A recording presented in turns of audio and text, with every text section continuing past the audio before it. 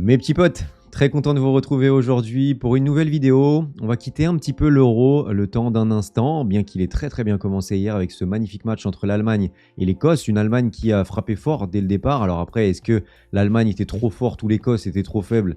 Telle est la question, on le verra durant la suite de la compétition. Mais du coup, avec de très beaux matchs qui nous attendent aujourd'hui, quand même, il faut le rappeler. Mais comme j'ai dit, on va quitter un petit peu l'Euro l'espace d'un instant pour parler de Désiré Doué, un joueur où beaucoup, j'ai l'impression, se trompent un petit peu, n'ont pas forcément tous les tenants, les aboutissants sur qui est exactement Désiré Doué. Et d'ailleurs, beaucoup d'entre vous m'avaient demandé de faire une vidéo sur Désiré Doué, une vidéo qu'on aime bien faire, une petite vidéo scouting pour voir exactement qui est ce joueur. Parce que c'est un jeune joueur, mais qui a déjà de très belles qualités, qui a montré de très belles choses et qui est du coup déjà lié au Paris Saint-Germain. On en parle avec insistance. On va voir ça plutôt en deuxième partie. On va d'abord voir le joueur, présenter un petit peu ses qualités, comme d'habitude, les infos, les datas, etc. Quelques petites vidéos si j'arrive à passer outre les copyrights. Et puis enfin, on parlera du coup de la faisabilité du transfert, les dernières news qui se sont passées, mon avis, la somme, le Stade Rennais, etc. On parlera de tout ça. Je compte sur vous pour lâcher un maximum de pouces bleus si vous avez apprécié la vidéo. Ça m'aide au référencement de la vidéo. Vous abonner si ce n'est pas encore fait. On est tout proche d'arriver aux 20 000 abonnés. Donc merci beaucoup pour tout votre soutien. Et on est parti du coup pour la vidéo. Let's go!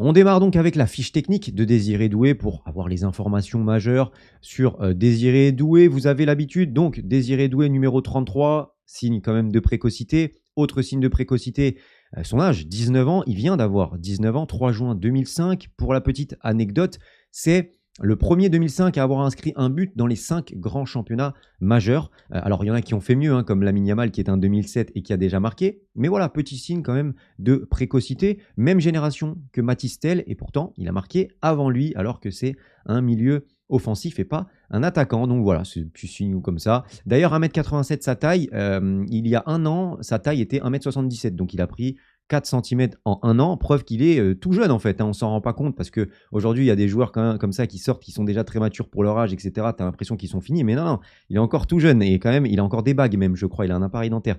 Donc voilà. Autre information importante avant de parler du contrat et de la somme, position ailier gauche. Parce que oui, aujourd'hui, Désiré Doué, non, ce n'est pas un milieu de terrain, c'est un ailier gauche.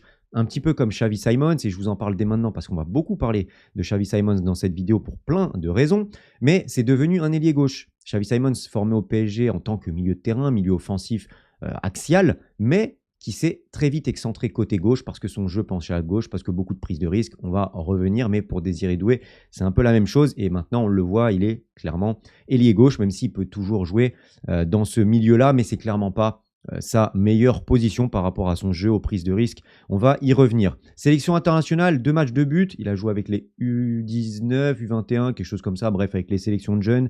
Il suit le parcours naturel. Et donc, on y vient, quelque chose dont on parlera tout à l'heure, son contrat.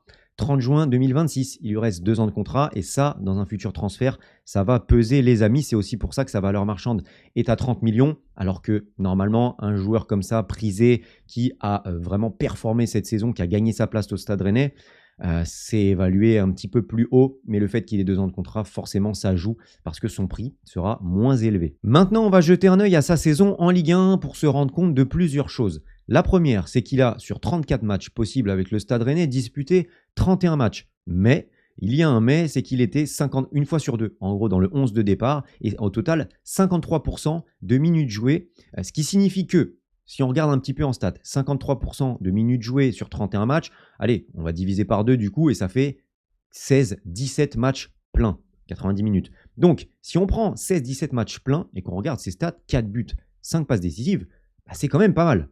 C'est quand même pas mal pour un jeune de 18 ans qui n'a pas démarré dans le 11 titulaire à la base et qui est rentré petit à petit et qui a gagné, on va le voir en statistiques avec des petits screens que je vais vous mettre pour comprendre bien comment il a gagné sa place. Mais c'est pas mal, c'est pas mal. Sur 16-17 matchs, avoir marqué 4 buts et délivré 5 passes décisives, c'est quand même pas mal. Participation à début 17%, ça veut dire presque 1 sur 5 des buts du Stade Rennais.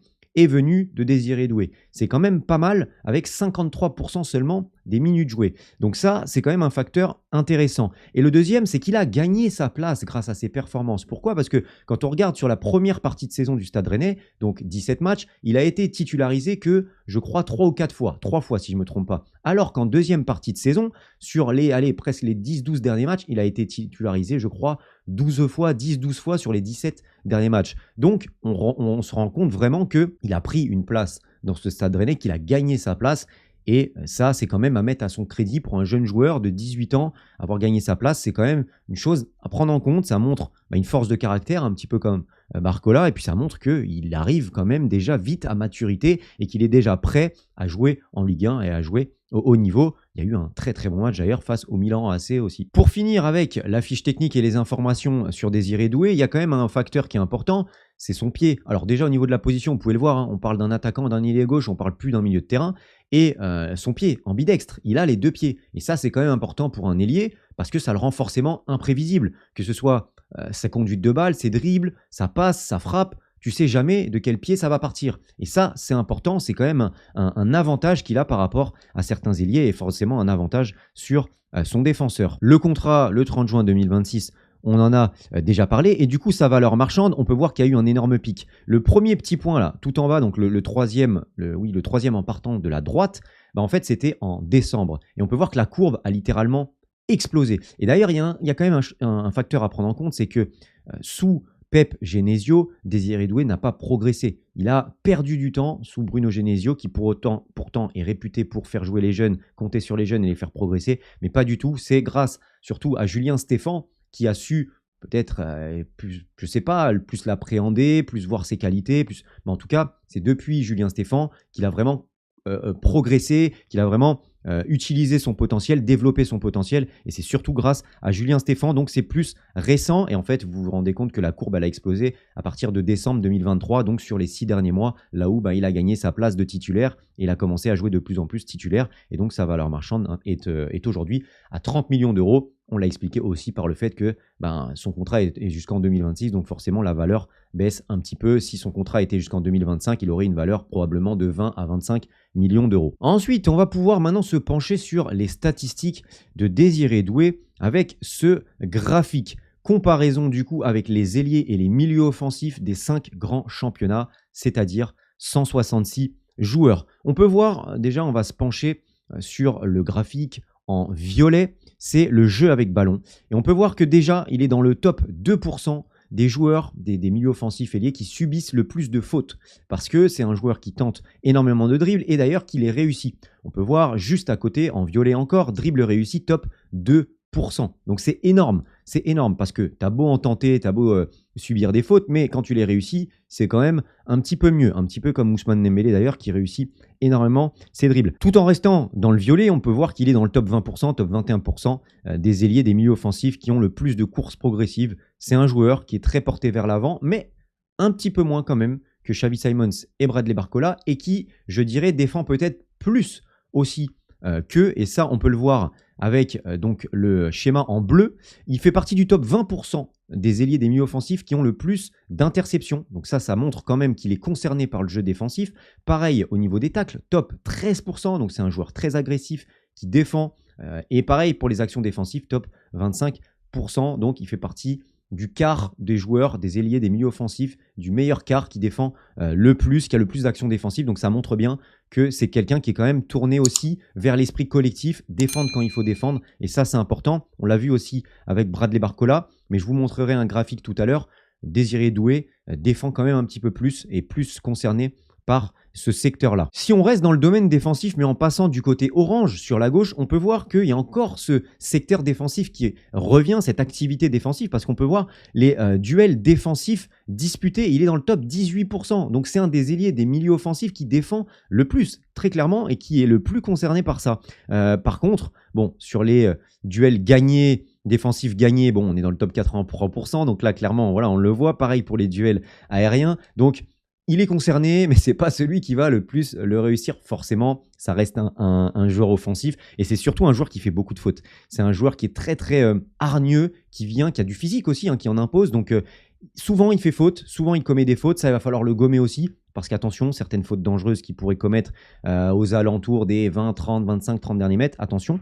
Mais voilà, en tout cas, ce qui est bien, c'est qu'il a la mentalité de défendre. Ça, c'est une chose quand même importante. Passons aux actions décisives. Et ça, on va le voir aussi dans un autre graphique, donc je ne vais pas m'attarder là-dessus. C'est en vert, en fait, en bas. Et là, on peut voir top 72%, 35%, 50%, 40%. Donc là, on voit qu'il n'est pas vraiment dans les meilleurs joueurs au niveau des buts, au niveau des passes décisives et au niveau des passes décisives attendues. Bien qu'il ait quand même une certaine qualité de passe, on va en parler juste après dans le côté rouge. Mais on peut voir que dans tout ce qui est finition, et que ce soit les buts ou les passes décisives, on se rend compte qu'il n'est pas encore arrivé à maturité et que dans les 25-30 derniers mètres, ça pêche un peu. Mais on verra ça tout à l'heure par rapport à Xavi Simons et Bradley Barcola. Ce sera un peu plus mis en lumière. Mais déjà là, dans ces stats-là, on le voit. Pour l'instant, il n'est pas encore prêt dans les 25-30 derniers mètres à être plus décisif. Il va falloir qu'il progresse là-dessus. Maintenant, on peut voir au niveau des passes. C'est quelqu'un qui a quand même une certaine vista, une certaine qualité technique et de qualité de passe. Maintenant, il est encore loin des meilleurs joueurs. Et on peut le voir, les passes vers l'avant dans le top 34% et les passes dernier tiers, 28%. Donc, c'est quand même un joueur qui est porté vers l'avant et qui va souvent jouer vers l'avant, qui va tenter des choses vers l'avant, etc., mais pas forcément les réussir. Parce qu'on peut le voir du coup avec le schéma vert, il n'y a pas forcément de réussite, et puis on peut le voir avec les passes clés à droite en rouge où il est dans le top 58%.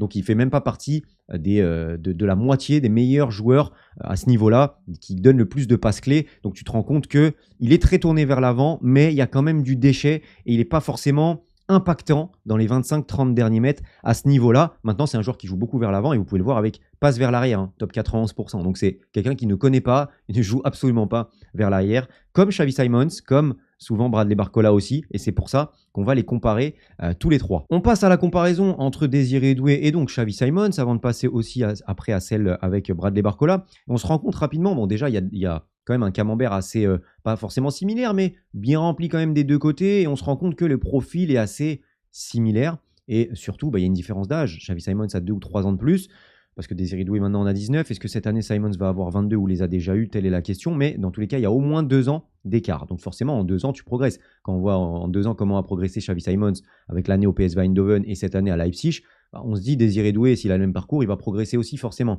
Donc c'est quand même révélateur que Désiré Doué, à son âge et avec peu de matchs, il est déjà très très bon en termes de statistiques et d'impact pour son équipe. Par contre, il y a forcément encore des endroits où ça pêche, et notamment on le voit tout de suite sur le haut du graphique et le côté droit, les buts attendus, les buts hors penalty et les passes décisives attendues. Comme je vous ai dit, dans les 20-30 derniers mètres, pour l'instant, c'est un joueur qui n'est pas encore assez aguerri par rapport à Simons ou Barcola. Et ça, c'est normal. Ça s'explique aussi par le fait que forcément, il a moins de matchs. Et de toute façon, c'est une question aussi de répétition. Plus tu te retrouves dans ces situations de frappe, dans ces situations de passe D, plus tu te retrouves dans les 20-30 derniers mètres adverses, plus tu enchaînes les matchs et plus tu seras lucide dans ces situations-là, plus tu vas progresser dans ta prise de décision, plus tu vas avoir du sang-froid. Et voilà, c'est comme tu répètes les gammes à l'entraînement, et plus ça rentre, plus ça vient, forcément. Donc ça aussi, ça viendra forcément avec un peu de temps et avec un peu d'entraînement et répéter les situations en match, forcément. Donc à ce niveau-là, il pêche un petit peu. Par contre, au niveau des dribbles réussis, on le voit, hein, il en réussit beaucoup plus, sachant qu'il est bon dribbleur Simons. On voit qu'il est largement au-dessus. Et comme on le disait tout à l'heure, top 2%. Au niveau des proportions touches dans la surface, là aussi, c'est pas très flatteur pour Désiré Doué parce qu'on voit qu'il touche plus de ballons dans la surface que Xavi Simons. Mais pour autant, il y a moins de buts, moins de passes décisives. Et ça, c'est quand même, ça montre encore qu'il doit progresser dans cette zone-là. Et puis au niveau des actions défensives réussies, on se rend compte que voilà, Désiré Doué est très concerné par tout l'aspect défensif, contrairement à Simons, pourtant qui a une grosse activité et qui a été aussi formé au milieu et qui est capable d'avoir le volume et de mettre de l'impact pour récupérer des ballons. Preuve que Désiré Doué est vraiment un ailier qui n'oublie pas son rôle défensif, et ça c'est une très très bonne chose. On sait que Luis Enrique a beaucoup aussi demandé à Barcola de revenir défendre, demande à ses ailiers d'être concernés par le repli défensif, par le premier pressing, etc., le contre-pressing. Donc avoir un joueur comme ça, c'est très important. Petit graphique donc pour finir avec la comparaison, comme je vous disais, avec Xavi Simons et Bradley Barcola. En même temps, on se rend compte qu'au niveau de l'âge, Désiré Doué a quand même 2 ans de moins. Voilà. Et pour autant, il y a quand même un camembert qui est pas mal complet, qui est pas mal rempli. Et on va encore voir les mêmes soucis, les mêmes axes de progression. On se rend compte aussi que Xavi Simons et Bradley Barcola, en bleu et en vert, sont quand même très proches. Hein. On se rend compte que, à part au niveau des passes clés, ils sont quasiment égaux. On se rend compte qu'au niveau des actions offensives, là on a 3 joueurs ultra offensifs et on voit que Désiré Doué, il est encore plus offensif que Xavi Simons et Bradley Barcola. Et enfin, dernier point important qu'on illustrait déjà tout à l'heure avec Xavi Simons et en statistique aussi sur Désiré Doué lui-même. Sur le côté gauche, les expected goals attendus, les expected assists attendus et les assists tout court, les passes décisives, on se rend compte que Désiré Doué est très loin encore de Xavi Simons et de Bradley Barcola dans cette zone de vérité et que Xavi Simons et Bradley Barcola se créent beaucoup plus d'occasions de marquer des buts ou de donner des passes décisives. Ils se retrouvent beaucoup plus dans ces situations-là, ils arrivent beaucoup plus à se retrouver dans ces situations-là plutôt que Désiré Doué. Donc il y a encore une progression pour lui pour arriver dans les tout meilleurs ailiers. Mais en tout cas, c'est marrant de voir que Bradley Barcola et Xavi Simons sont très très proches au niveau des stats. Gros avantage quand même pour Xavi Simons au niveau des passes clés. Je pense qu'il y a beaucoup plus de passes décisives pour Xavi Simons cette saison ou d'avant-dernière passe. Mais en même temps, il y a aussi un jeu beaucoup plus peut-être libre, plus d'espace en Bundesliga aussi. Donc forcément, je pense qu'un Bradley Barcola se régalerait clairement plutôt que se retrouver tous les week-ends face à des blocs bas, à des défenses regroupées. Voilà, maintenant qu'on a dit tout ça, parlons du transfert, parlons de la faisabilité, parlons des dernières news. Je pense que vous avez tous vu passer évidemment la petite propagande, la petite vidéo sur Insta, en story Insta de Désiré Doué qui montre clairement, on va dire, c'est un appel du pied très clairement, il montre son envie de progresser et on voit que des images face au PSG, au Parc des Princes, donc tu te dis bon, là quand même, il y a un petit message derrière, je pense. En tout cas, comme on a dit, au niveau du contrat, il est sous contrat jusqu'en 2026. Aujourd'hui, au niveau des dernières news, Fabrice Hopkins le disait dans un space hier ou avant-hier, apparemment, le Paris Saint-Germain est vraiment très chaud sur Désiré Doué et normalement, le transfert devrait a priori se faire. Il y a une vraie volonté de Désiré Doué de venir et du Paris Saint-Germain de le faire venir. En tout cas, donc au niveau de la faisabilité, ça semble quand même bien parti. Pourquoi? Parce que comme on a dit, contrat jusqu'en 2026, volonté du Paris Saint-Germain de le recruter. À partir du moment où le joueur veut venir, le PSG veut le recruter, qu'il a un contrat jusqu'en 2026, on est un petit peu maître. Les deux camps sont un petit peu maîtres par rapport au Stade Rennais qui du coup va devoir le vendre. Parce que sinon, l'année prochaine, il aura le choix 6 mois après de partir libre ou bien il aura une valeur marchande qui sera beaucoup plus à la baisse. Donc le Stade Rennais forcément l'a formé depuis X années. Je pense qu'ils ont envie évidemment d'en tirer une somme. Donc, aujourd'hui, il est évalué à 30 millions. On parle d'un transfert aux alentours des 30 à 50 millions d'euros. Ça devrait se situer dans ces eaux-là. Même situation que Lenny Yoro. Lille a abdiqué. Lille va bien vendre Lenny Yoro. C'est la même chose pour Désiré Doué. S'il n'a pas envie de prolonger, le Stade Rennais va devoir le vendre. Est-ce que pour le Paris Saint-Germain, c'est une très bonne chose? On va parler de Xavi Simons juste après parce que pour moi, c'est un petit peu lié aussi. Mais pour moi, évidemment, Désiré Doué fait partie de ces potentiels cracks, sûrement des futurs meilleurs joueurs de sa génération et à ce poste-là aussi.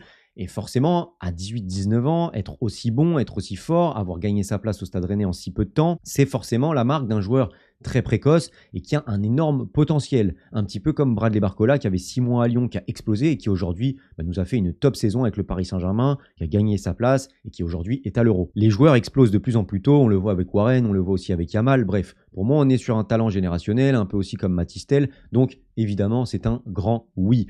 Pas à n'importe quel prix non plus, mais si le transfert se fait autour des 30 à 50 millions d'euros, avec en plus la volonté du joueur de venir, pour moi, c'est banco. Maintenant, est-ce que tu vas en avoir besoin tout de suite? Telle est la question. Parce qu'aujourd'hui, on cible apparemment Kvaratskhelia. Si c'est pas lui, ce serait logiquement un autre ailier de top niveau qui a déjà prouvé sur la scène européenne. Pour l'instant, Désiré Doué, on n'est pas là-dessus du tout.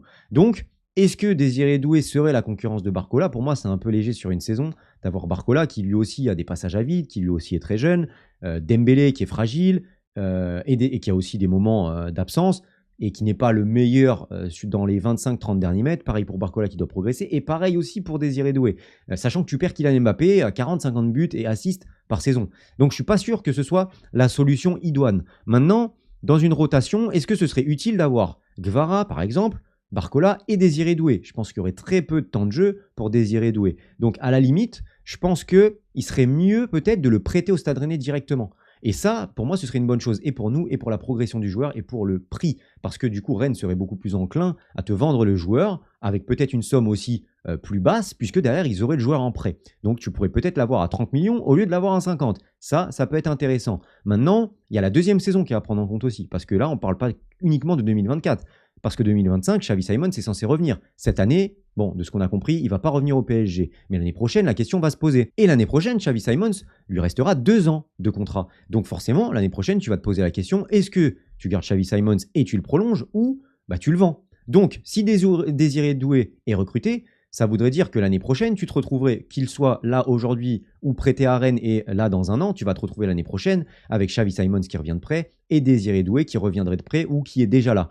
Donc ça ferait Barcola, Xavi Simons, Désiré Doué et probablement un Gvara ou une autre recrue. Ça fait quand même 4 joueurs pour évoluer à gauche. Donc recruter Désiré Doué alors que tu comptes faire revenir Xavi Simons cet été ou bien l'été d'après, pour moi, c'est une erreur. Comme on a vu sur les profils, c'est quasiment les mêmes. Donc, et puis c'est le même poste, c'est le même registre. C'est aussi deux joueurs qui aiment beaucoup rentrer à l'intérieur et jouer dans le demi-espace gauche, un peu, différemment de Barcola qui lui est beaucoup porté aussi côté ligne et qui se déporte beaucoup sur le côté et qui rentre un petit peu moins que ces deux-là. Mais on est beaucoup sur les mêmes profils là. Donc, avoir les deux dans ton effectif et te retrouver avec un casse-tête, je trouve que c'est un petit peu bête. Donc, si tu comptes sur Xavi Simons à l'avenir, pour moi, ça ne sert à rien de recruter Désiré Doué malheureusement. Et si vous voulez mon avis personnel, je prendrai Désiré Doué tout simplement parce que Xavi Simons n'a pas envie de revenir, n'a pas envie de concurrence. Je pense que Désiré Doué a plus de potentiel d'aller plus loin et plus haut que Xavi Simons, mais après ça, ce n'est que mon avis. Chacun pense ce qu'il veut là-dessus. Voilà, j'espère que cette petite vidéo vous aura plu et vous aura éclairé sur qui est réellement Désiré Doué. On se retrouve très vite pour une nouvelle vidéo. D'ici là, portez-vous bien et surtout, n'oubliez pas d'être heureux. Ciao.